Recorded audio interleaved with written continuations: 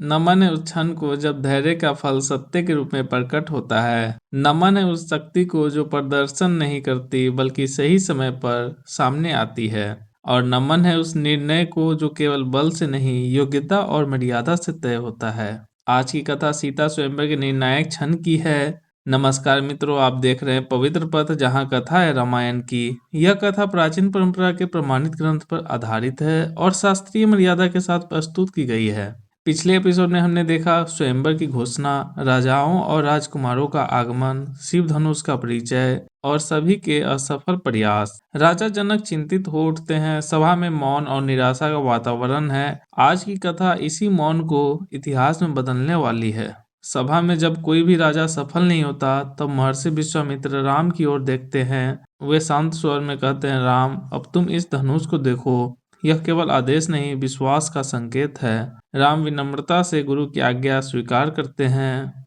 राम धीरे धीरे सभा के मध्य की ओर बढ़ते हैं। सभा में उपस्थित सभी लोग उनकी ओर देखते हैं। कुछ लोग उन्हें साधारण समझते हैं, कुछ आश्चर्य करते हैं, लेकिन राम किसी की ओर ध्यान नहीं देते। वे केवल कर्तव्य पर केंद्रित हैं। राम शिव धनुष के सामने खड़े होते हैं। वे पहले मन ही मन भगवान शिव को प्रणाम करते हैं। यहाँ भी उनका पहला भाव अहंकार नहीं, श्रद्धा है। फिर वे धनुष को उठाने का प्रयास करते हैं। राम सहजता से धनुष को उठा लेते हैं। सभा स्तब्ध रह जाती है। फिर वे उस पर तेंचा चढ़ाने का प्रयास करते हैं। जैसे ही वे धनुष को मोड़ते हैं, एक तेज ध्वनि होती है और धनुष टूट जाता है। यह घटना अचानक नहीं, योग्यता का परिणाम है। सभा में आश्चर्य और विस्मय फैल जाता है। ऋषि प्रसन्न होते हैं, राजा स्तब्ध रह जाते हैं और जनक आनंद से भर जाते हैं। राजा जनक कहते हैं, आज मुझे विश्वास हो गया है कि योग्य पुरुष पृथ्वी पर हैं। सीता सभा में उपस्थित है। वे राम को देखती है। उनके मन में पहले से जो विश्वास था अब वह और दृढ़ हो जाता है। सीता माला लेकर राम के पास आती है और उन्हें वरण करती है।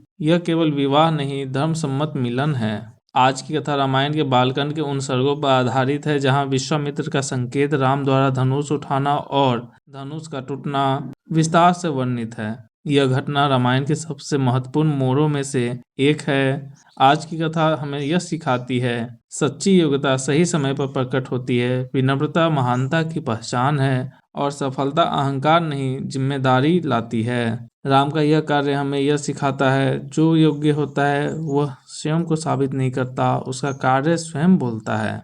आज की कथा रामायण के संबंधित कांड और सर्ग की परंपरा के अनुसार प्रस्तुत की गई। पवित्र पथ के साथ जुड़े रहिए। जय श्री राम।